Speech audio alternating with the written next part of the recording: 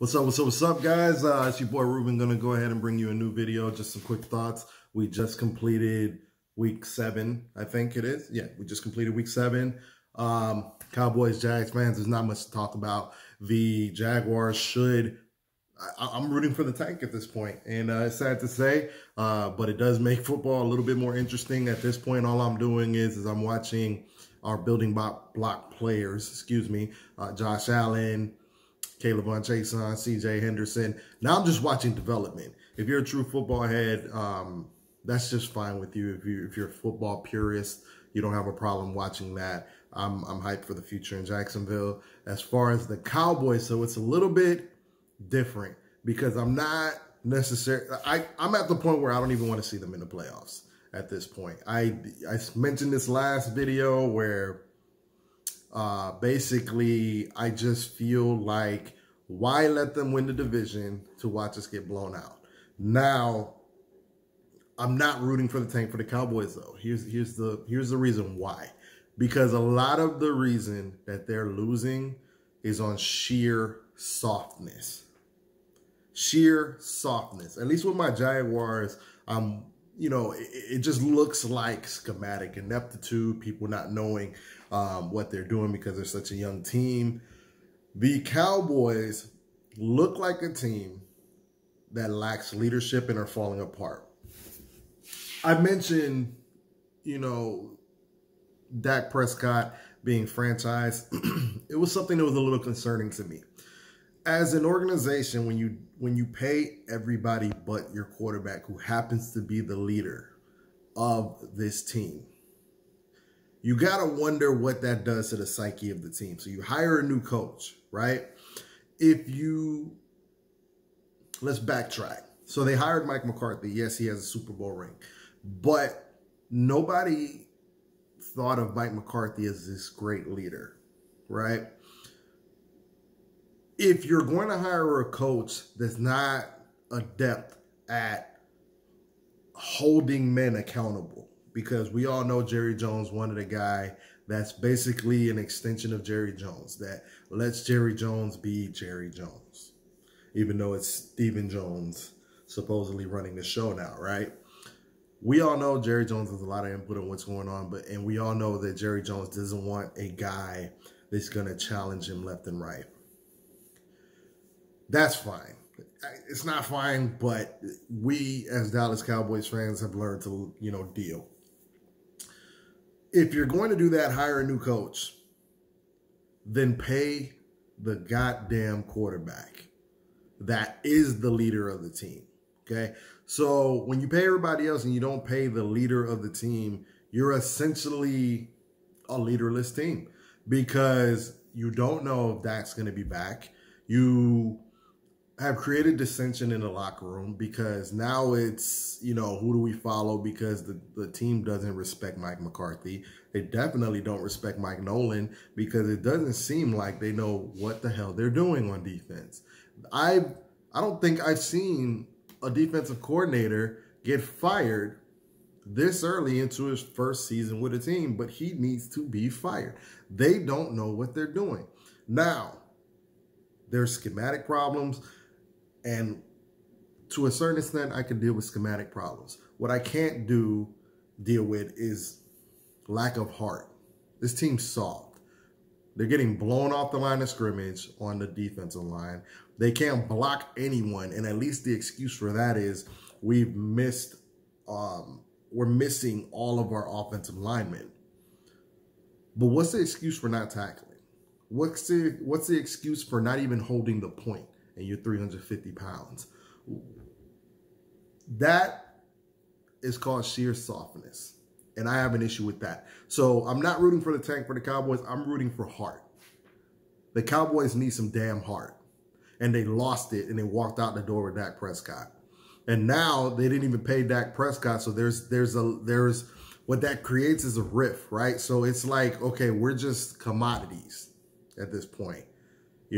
Some of us got our money and hey, they're not paying Dak, and those guys believe in Dak and you didn't pay him. So now you're creating that rift between players and ownership and coaching at this point. You're going to make a new hire. you want to make it as easy on the coach as possible. You sign the quarterback. The quarterback's supposed to be an extension of the coach. You know, you can't, you what's the point of having a strong chain or not a strong chain? It's like having a snake with no head. It's just moving, no direction. Just my thoughts on the Cowboys. I just wanted to also touch on a couple other points. Cam Newton, I questioned in the offseason if Cam Newton still had it. I do think Cam Newton can still play. This isn't to say that, you know what, Cam Newton's done, but he doesn't look good, y'all. And I know a lot of you guys are gonna say, well, they don't have weapons. Look what Tom Brady did, and that's fine. But Cam Newton looks bad. It's not that he doesn't look good or he looks so-so and guys aren't doing X, Y, and Z for him. It's he looks bad. His throws are all over the place. He's throwing interceptions left and right. He looks indecisive, like he doesn't know what he needs to be doing. Or I wonder if the surgeries have caught up to him. And I know a lot of people were on the Cam Newton bandwagon when he won a couple games, but let me point this out. His first game, he beat a Miami Dolphins team who, let's face it, you know, they're a decent team, but nobody thinks beating Miami you're not a world beater for beating Miami, right? Then he looked good against Seattle, which was a loss, but Seattle is by far the worst pass defense ever. As the competition ratcheted up, they beat the Raiders, right? But he threw for 160 yards. They had a great day running the ball that day. Then he caught COVID, couldn't play the Chiefs. And I know some of y'all are going to say maybe it's the COVID, and maybe it is. But then he proceeds to play Denver, throw 2 picks, no touchdowns, 157 yards, play San Fran with all their injuries. And I believe in San Fran. They're a very well-coached team, and I still think their defense is pretty good, even though it's maybe not special considering all the losses they've had. But they're still very good, very well-coached.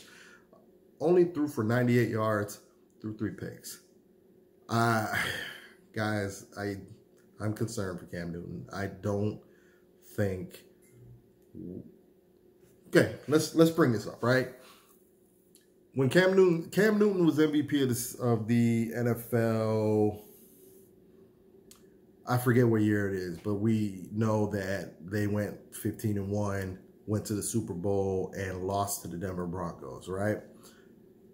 Does anybody remember their receivers or the weapons he had around him? It was basically Greg Olsen or bust.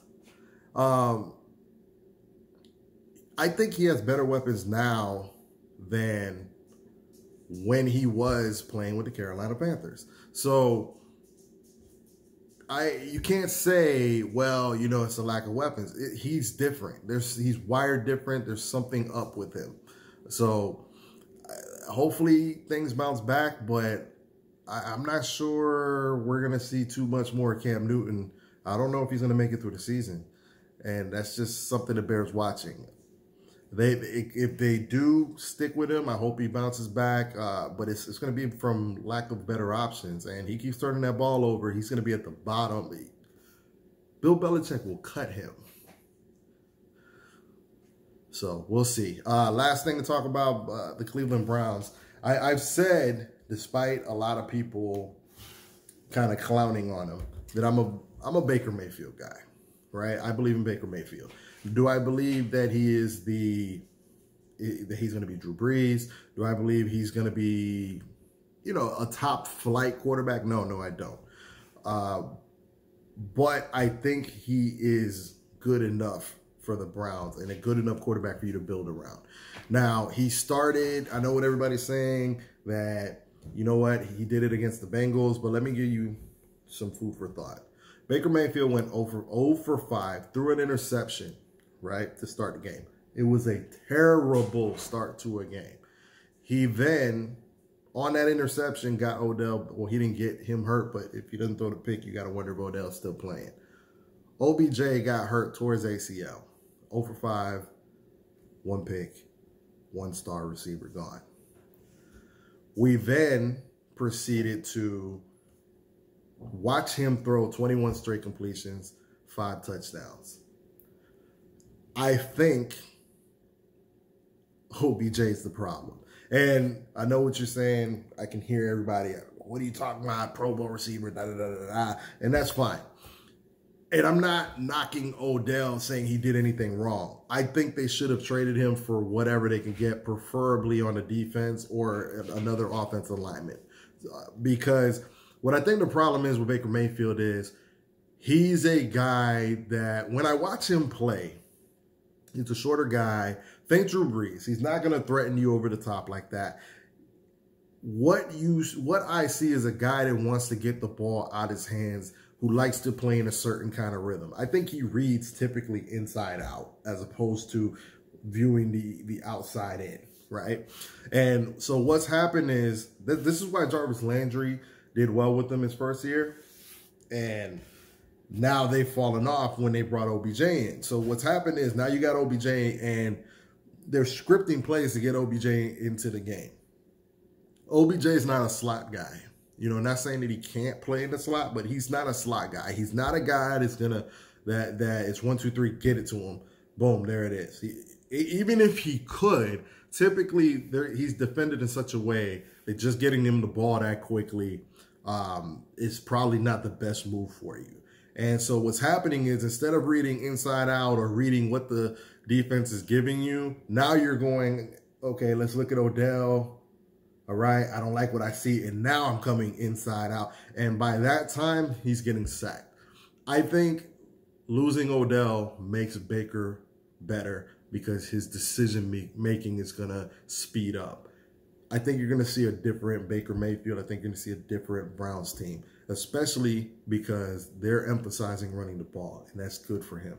So if Bears watching, let me know your guys' thoughts. I'm going to put some links to some videos in the description. I appreciate the time. Just hit like, hit the link, like it for me, please. Subscribe, and appreciate your support. Peace out.